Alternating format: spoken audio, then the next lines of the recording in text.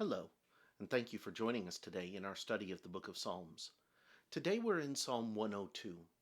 Now, this particular psalm is a psalm of affliction. It's a psalm or a prayer that is offered up in times of great turmoil and trouble and despair.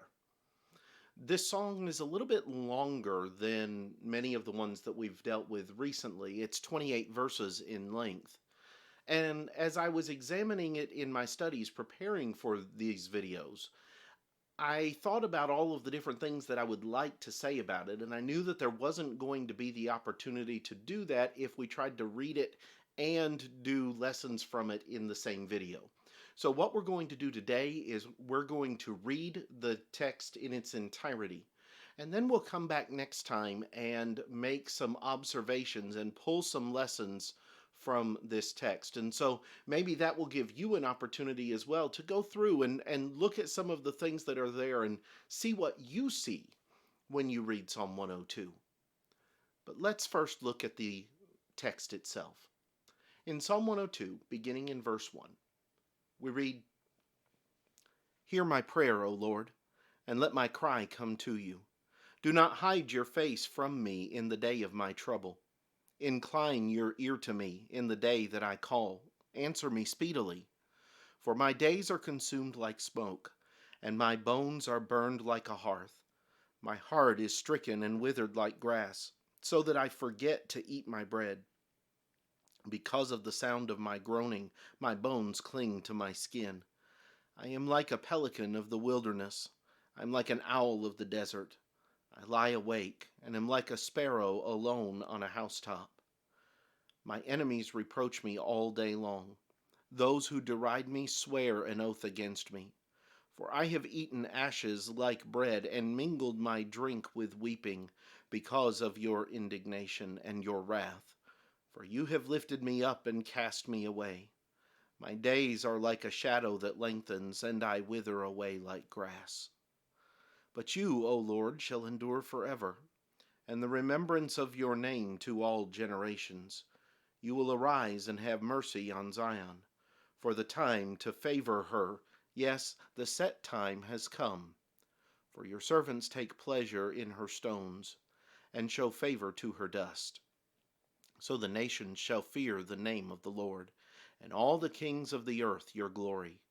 For the Lord shall build up Zion. He shall appear in his glory. He shall regard the prayer of the destitute, and shall not despise their prayer. This will be written for the generation to come, that a people yet to be created may praise the Lord. For he looked down from the height of his sanctuary. From heaven the Lord viewed the earth, to hear the groaning of the prisoner, to release those appointed to death, to declare the name of the Lord in Zion and his praise in Jerusalem, when the peoples are gathered together, and the kingdoms to serve the Lord. He weakened my strength in the way. He shortened my days. I said, O my God, do not take me away in the midst of my days. Your years are throughout all generations. Of old you laid the foundation of the earth, and the heavens are the work of your hands. They will perish, but you will endure. Yes, they will all grow old like a garment. Like a cloak you will change them, and they will be changed. But you are the same, and your years will have no end. The children of your servants will continue, and their descendants will be established before you. As you look at this psalm, it's really broken up into two different parts. You have on one side the dread and the trouble and the trial that the individual who writes this psalm is going through. And on the other side, you have the praise for the wonder and the glory of God. And as they come together, you have several lessons that are important for us to consider, but also statements that are going to be made looking toward the future from the time of the writing of the psalm.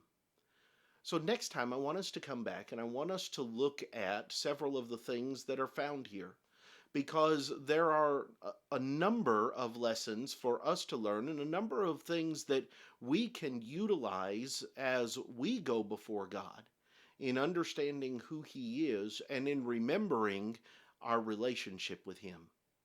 So thank you very much for watching the video today. I hope that you will join us next time as we continue our study of Psalm 102, and that you'll look at the things that we read today and see what you find, what you see that's there. But next time, we'll look at some of those lessons. I hope that you'll join us then. Until then, have a great day.